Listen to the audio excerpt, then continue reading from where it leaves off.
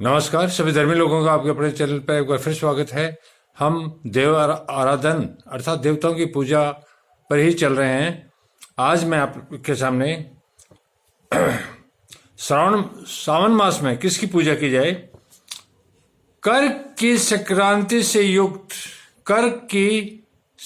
से युक्त सावन मास में नवमी तिथि को मृगशिरा नक्षत्र के योग में अंबिका का पूजन करें, अर्थात माता जो जगत जननी है उसका मृगशिरा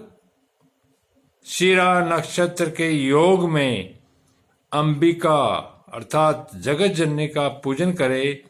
वे संपूर्ण मनोवांछित भोगों और फलों को देने वाली है। ऐश्वर्य की इच्छा रखने वाले पुरुष को, जिसको धन संपत्ति चाहिए संसार की, उस पुरुष को उस दिन अवश्य उनकी पूजा करनी चाहिए।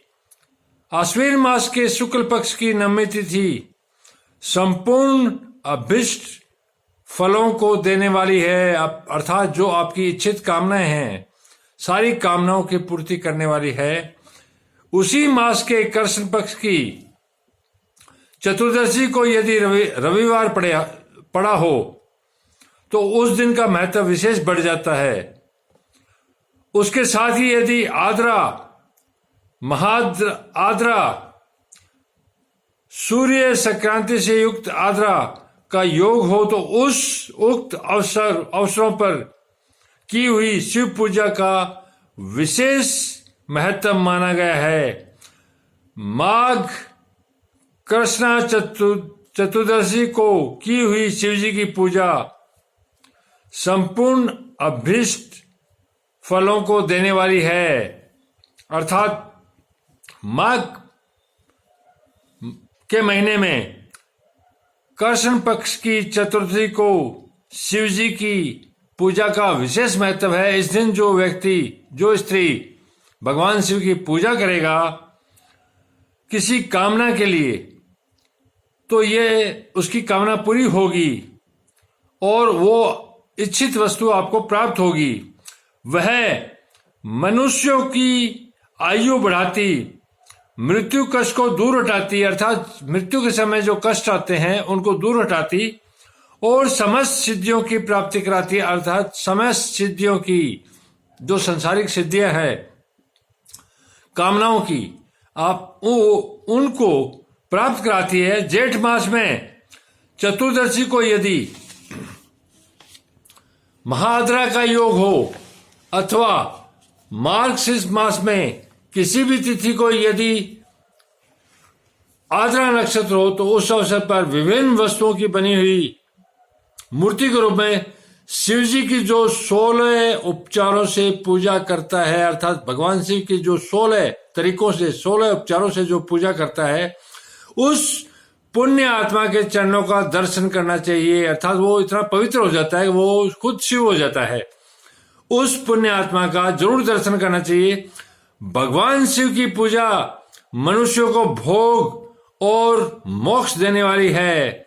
भगवान शिव की पूजा आपको संसार की हर चीज दे देगी और उसके बाद मोक्ष भी देगी, ऐसा जानना चाहिए।